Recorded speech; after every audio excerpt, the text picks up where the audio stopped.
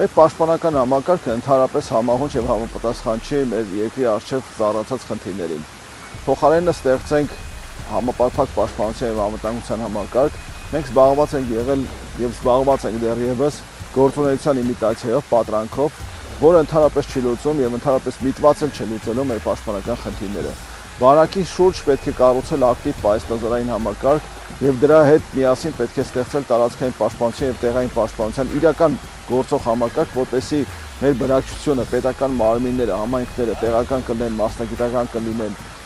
իմանան իրենց անելիքը արտակարգ իրավիճակների կամ պատերազմի ժամանակ, ինչը մենք այսօր չունենք։ Հայաքվեն առաջարկում է հենց համապարփակ պաշտպանության եւ անվտանգության համակարգ։ Այնպիսի համակարգ, որտեղ յուրաքանչյուրը, լինի դա կազմակերպություն, անհատ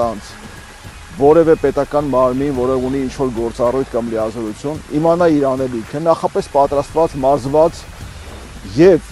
կոչված լինի հենց իր դերը կատարելուն արտակարգ իրավիճակների եւ ռազմական դրության ժամանակ։ Դրա համար պետք է նախ